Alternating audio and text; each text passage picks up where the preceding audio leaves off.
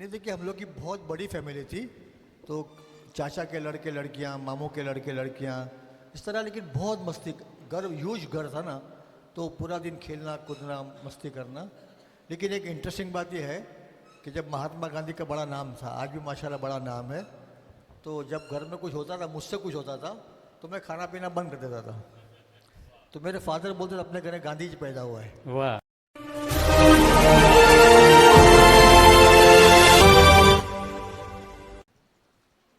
अस्सलाम वालेकुम। प्यारे बच्चियों, ख़ास तौर पर क्योंकि हमें आपके उम्र से नीचे आना है, और यूसुफ भाई से भी दरख्वास्त है कि आपकी उम्र नहीं पूछूंगा अब क्या है, बाल देखकर लोग समझ जाएंगे, लेकिन मुझे जो है आपके साथ आपके 5 साल से 15 साल के बीच में, और चाहूँगा कि उसी अंदाज में जो शरारतें आप करते रहे हैं, आज भी अगर कोई आपको चाहिए शख्स शरारत करने के लिए, कोई खिलौना चाहिए, तो मैं खिलौना आज बनने के लिए तैयार हूँ आपका, और उसी अंदाज में आप अपना बचपन छेड़ें। और कोई इस उम्र के में मत आए। एडवोकेट यूसुफ अबरानी,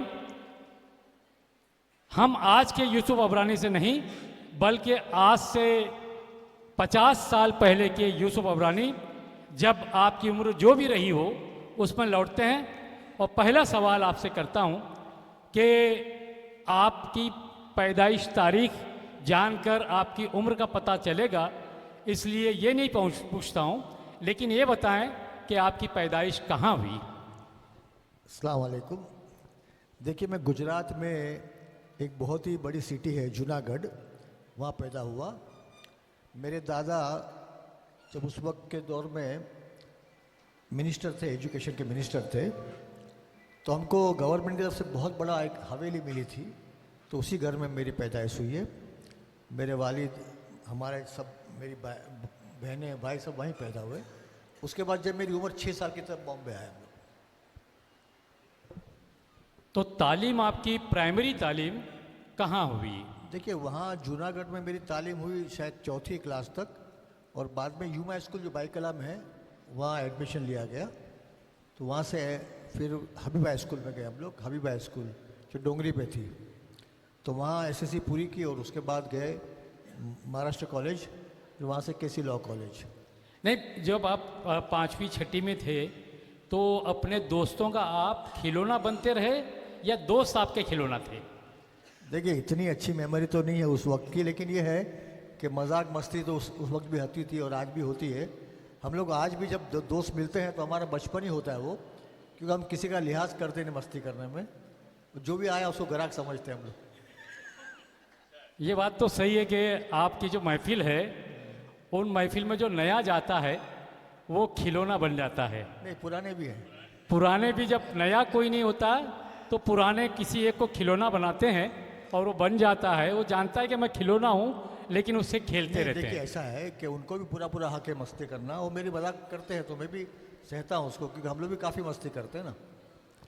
तो आप बचपन में पढ़ाई में कैसे थे? मतलब ब्राइट थे, ब्रिलियंट थे, या ऐसे नहीं, पढ़ाई में एवरेज था, बहुत ज़्यादा वो नहीं, लेकिन लॉ करने के टाइम पे मतलब अल्हम्दुलिल्लाह कि पूरे महाराष्ट्र में नंबर 4th या नंबर 5th आया था मैं।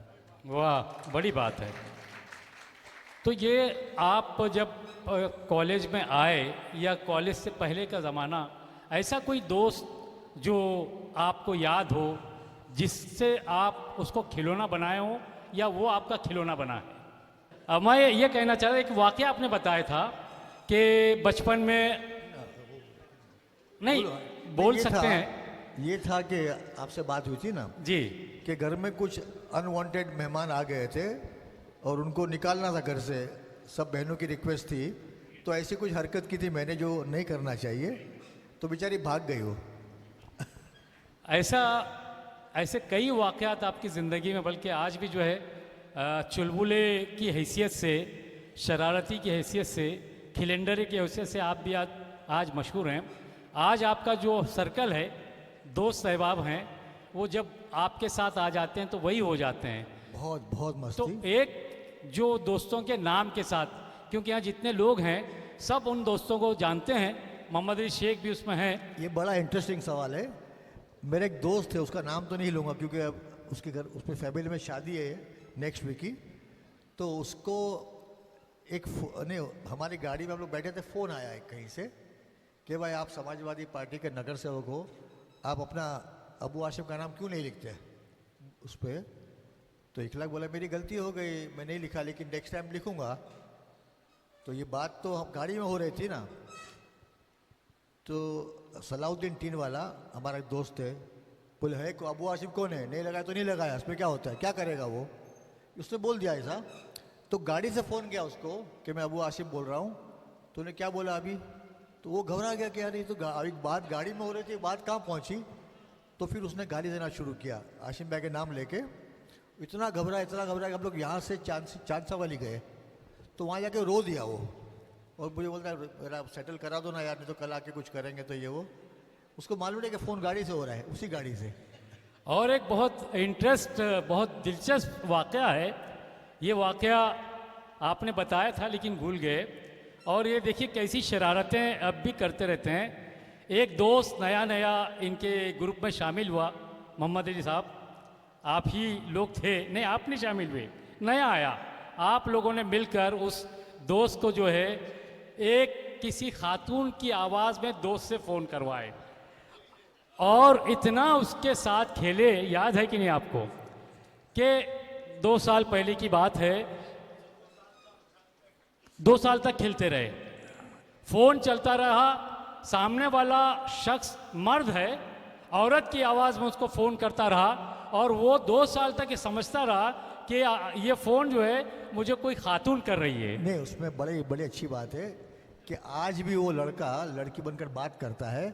और कम से कम हिंदुस्तान तो ठीक है, इंडिया के बाहर ही बात करता है वो। सऊदी अरेबिया, लंदन, अमेरिका, वहाँ से पैसे मंगवाता है, कपड़े मंगवाता है, खाना मंगवाता है, मतलब यहाँ से। तो लोग आज भी सब करते हैं, लेकिन मालूम नहीं कि सामने है कौन। इतनी प्यारी बात करता है कि मतलब बहुत हसीन लड़की भी इतनी अच्छी बात कर सकती नहीं है। नहीं, ये हम भी कभी सुनना चाहेंगे आवाज़, लेकिन खिलौना नहीं बनेंगे इंशाल्लाह। नहीं, हमारे एक दोस्त हैं, तो उनसे हम बोले ज़रा इनसे बात करना। तो माशाल्लाह बड़े नेक परहेजगार हैं, अभी नाम नहीं लूँगा। तो उनको फ़ोन गया उसी लड़के का, लड़की बनकर। तो शायद रमज़ान का महीना चल रहा था, इफ्तार के बाद की बात है। तो उसने क्या कहा कि मोहतरमा कभी आइए ना ऑफिस में, ईद के दिन आइए, हम गले मिलेंगे। तो फिर बाद में सुनो, यहाँ तक बात पहुँची कि लंबा चला। तो मैंने एक बार बुलाया उसको, बोला देख तू जो आता ना फ़ोन, वो लड़की का नहीं लड़के का है। तो उसको बुलाया, मैंने तो ये लड़का बात करता है। तो उसने बोला सॉरी मैं मस्ती किया, ये क्या हो गया, सब सेटल हो गया। फिर किसी ने बोला नहीं ये झूठ बोलते यूसुफ भाई, वो लड़की दूसरी है, खाली लड़का दूसरा है। तो फिर 2 साल बात करना शुरू किया। कई ऐसे वाक़यात हैं। अभी जो आप सियासत में, एक अच्छी बात याद दिलाए, हम जी। लोग गाड़ी में, तो हमारे साथ याकूब मेमन थे ना नगर सेवक।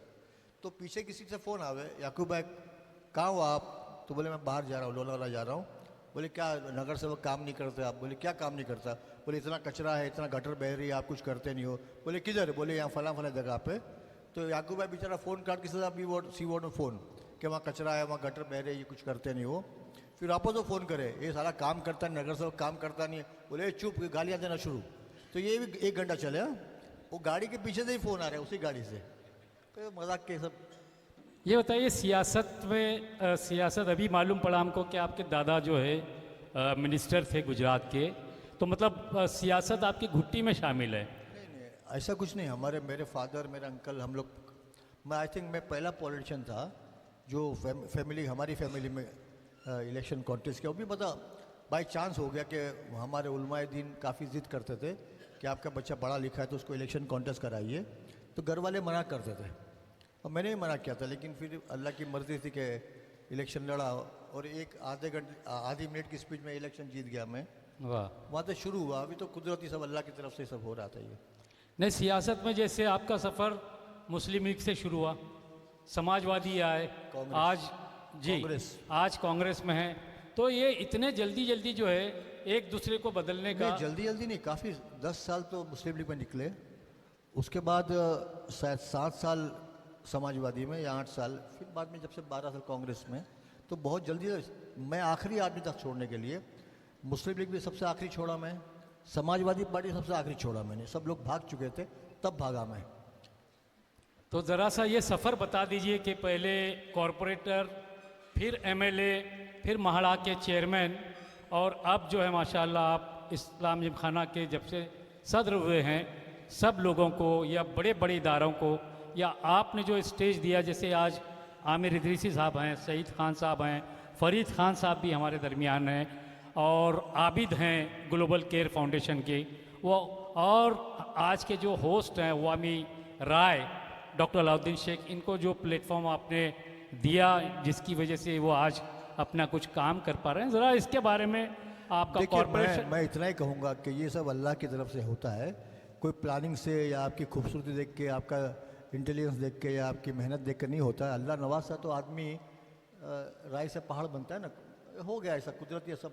और मेहनत तो बहुत कम की मैंने, लेकिन मतलब ये कि बहुत ज़िद्दी था, बहुत लड़ाकू था, आज भी माशाल्लाह वही जहन है। तो लड़ झगड़ के अपना अपना काम कराता था, और काम भी काफ़ी किया मैंने, लेकिन सब अल्लाह का रहमो करम था, वरना मेरी कोई हैसियत नहीं थी काम करने की। और ये सब इस्लाम जिमखाना आज मैं वहाँ का सदर हूँ, तो ये भी बाई चांस हुआ, कोई इरादा था नहीं बनने का, लेकिन ज़का भाई को एक सबक सिखाना था, इसलिए वो काम किया मैंने। तो ज़िंदगी भर आप सबक सिखाने का लोगों को, ये नहीं। लोग ठेका आपको देते हैं कि आप देखिए उनको ऐसा नहीं, दोस्तों के लिए जान देता हूँ मैं, ये भी। और काफ़ी अच्छे रिलेशन सबसे है मेरे, और मैं पूरे हिंदुस्तान में काफ़ी लोगों को जानता हूँ। लड़ाई झगड़ा किसी से आज तक हुआ नहीं है, लेकिन अगर आपने आँख दिखाई तो फिर तो कुछ ना कुछ होना चाहिए। ये बताइए, आपकी शख्सियत पर आपकी माँ का ज़्यादा असर है या बाप का, फादर का। फादर का? और कोई ऐसा टीचर जो आपको याद है जिनकी वजह से हमारे- आप सुधरे हैं? नहीं, मैं तो पहले से सुधरा ही था। नहीं सुनी ना, हाँ। हमारे सर थे सूरजी सर, जो मेरे क्लास टीचर थे, तो मैं सुबह सहरी करके, गुजरात में क्या, या यहाँ बॉम्बे, अच्छा। सहरी करके उनके लिए सहरी लेके जाता था नमाज से पहले। वो सहरी करते थे, फिर साथ में नमाज पढ़ता था मैं, फिर जाऊँ वहाँ टाइम्स ऑफ इंडिया लेके आऊँ उनको दे दूँ, और फिर घर पे आके तैयार होकर स्कूल जाता था। तो मैंने टीचर का बड़ा सम्मान किया, बड़ी उनकी खिदमत की। नहीं, एक टीचर के बारे में आपने बताया था कि वो टीचर आजकल शायद पूना में है। पूना, हाँ। जब आपको मालूम पड़ा तो उसके बारे में नहीं, थोड़ा उनका बताइए। उनका फ़ोन आया था कि उनकी 2 बिल्डिंग थी हमारे इलाके में, तो उन्होंने कहा कि वो बिल्डिंग के ताल्लुक से कुछ बात करनी है। तो बोला सर मैं खुद आता हूँ आपसे मिलने के लिए। तो मैं यहाँ से गया पूना, लेकिन जाने से पहले मैंने 2 बड़ी बैग तैयार की, उसमें जितना सामान हो सकता था, मतलब। वाह, इस बात के लिए तो बहुत तालियां बजनी चाहिए। तो जब मैं पहुंचा, शायद मोहम्मद अली भाई साथ में थे, पूरा ग्रुप साथ में था, हम लोग पहुंचे पूना, तो मैंने 2 बैग खोल के उनको दिखाया, मैंने सर आपके लिए तोहफा लाया हूं मैं। तो उसमें हर चीज़ थी, जो भी चीज़ सोचे आदमी, घड़ी से लेके वो, तो रो पड़े हो। बहुत देखिए बच्चियों, ऐसे भी आपको आपकी ज़िंदगी में स्टूडेंट्स आपको मिलेंगे, कहीं ना कहीं आपको एक ज़रा आज के बच्चों के लिए, बच्चियों के लिए, अच्छा आपके बेटे बेटियां कितनी हैं, और उसमें सबसे ज़्यादा कौन, मतलब सब लोग आपके अजीज़ हैं, लेकिन जिसके लिए आप 3 बच्चे हैं, 2 लड़कियां 1 लड़का है, और तीनों बच्चे बहुत प्यारे हैं मुझे। तीनों की शादी हो चुकी है, और लेकिन आज सबसे ज़्यादा फेवरेट मेरा भांजा है, मेरा भतीजा है, अपना पोता है, जी। और मेरी नवासी। मैं रात उनका नाम क्या है? और पोता? मोहम्मद हमजा हाँ, और अमना। आमना। ये बताइए, अटैचमेंट जैसा आपकी किस बेटी से या सबसे रहता है बाप का, लेकिन आज भी आपको फ़ोन करके डैडी खाना खाए कि नहीं, सोए कि नहीं, दवा ली कि नहीं? बल्कि मेरी दोनों बेटियां रोज़ फ़ोन करती मुझे, मैं भी रोज़ फ़ोन करता हूं उनको, और जब दिल पड़े मैं बुला लेता हूं दोनों को, क्योंकि घर के बिल्कुल आजू बाजू घर है उनका, तो रोज़ रात को या हर 2 दिन बाद मुलाकात होती है। लेकिन प्यार सबसे बराबर है, बीवी को छोड़कर। वो बीवी का डर आपके जहन में है या आपके ज़बान पर है? वो मोहम्मद इलाही बताएंगे, वो इतना डरती के सामने बैठती भी नहीं है मेरे। नहीं, ये तो हमने भी देखा, जिस तरह की मजाक आप अपनी बीवी से करते हैं, यहाँ बैठे हुए तमाम शोहर मुझ समेत इतनी मजाक अपनी बीवी से इतनी बोल्डली कोई नहीं कर सकता। सुनिए उसकी मिसाल ही है, मोहम्मद अली भाई साथ में रहते हैं, हम लोग लंच साथ में करते हैं। बोला लेक्चर सुनना है? तो बोले हाँ। तो मैं 1 सेकंड की मस्ती करता हूँ, 1 सेकंड की, हाँ, तो आधा घंटा बोलती है, तो ये सुनते रहते, मैं भी सुनते रहता हूँ। ये देखिए बीवी को किस तरह से खिलौना बनाकर, वो बेचारी लगता भी नहीं कि मैं खिलौना बन रही हूँ। बहुत हमें भी इत्तेफाक हुआ है, बल्कि बार बार इत्तेफाक होता है यूसुफ भाई के घर जाने का। और मुझे खुशी है कि रमज़ान में जितनी इफ्तारी मैं 2-3 दिन ही घर पे करता होगा मुश्किल से, लेकिन पूरा महीना जो है यूसुफ भाई के साथ। और इनका ये तरीका है, जब तक अपने दोस्तों को फ़ोन करके अपने घर बुलाते नहीं, जितने 8, 10, 15, 20 सबको फ़ोन करते हैं इफ्तार के लिए, और सब लोग जो हैं आपके घर पर जमा होते हैं। लेकिन एक आखिरी बात, एक सईद खान बैठे हैं, जितनी मस्ती ये करते उतनी मस्ती कोई नहीं करता। सईद खान, हाँ, सईद खान वैसे भी जो है इनका बचपन अभी भी वो अभी बचपन में नहीं है, बचपन में ही है। हमेशा बचपन में रहे हैं। और सईद खान तो समाजी वर्कर की हैसियत से जो काम इनका है, ये अभी आपने नाम लिया तो बताएं कि नहीं, ये सईद खान, आमिर इदरीसी, ये 2 मतलब इस जनरेशन के सबसे बेहतरीन लोग हैं। ये आप कहते हैं बड़ी बात है, और ऐसा कोई क्रेडिट देता नहीं जब अपने पीछे वालों के लिए। इनका काम बोलता है ना, ये बोले नहीं बोले, लेकिन काम बड़ा है, बहुत बड़ा काम। बहुत बहुत शुक्रिया। एक पैगाम, आखिरी पैगाम, आखिरी सवाल आप हमारे बच्चियों के लिए क्या देंगे, बच्चों के लिए क्या देंगे, आगे आने वाली नस्ल के लिए क्या देंगे? देखिए, एक खास करके बहुत इम्पोर्टेंट बात बच्चों के लिए है कि मेरी दोनों बच्चों की शादी बहुत छोटी एज में हुई।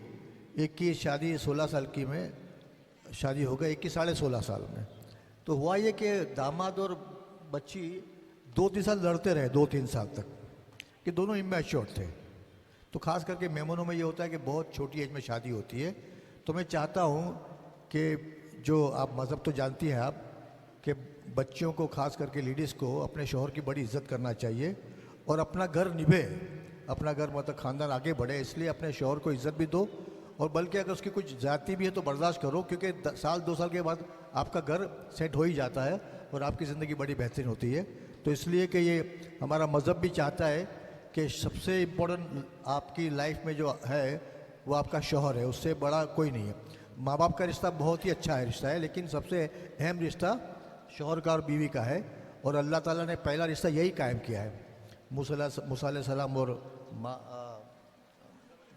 आदम अलैहिस्सलाम और हवा हवा में। तो इसके लिए कि वो सबसे पाक रिश्ता है, उसी रिश्ते को आगे बढ़ाओ तो आपका ख़ानदान वहीं से बढ़ता है। तो ये कि शुरू की तकलीफ़ उसको बर्दाश्त कीजिए और अपना घर निभाने के लिए जो कुछ कुर्बानी हो सकती है आप दीजिए। शुक्रिया, खुदा हाफिज़।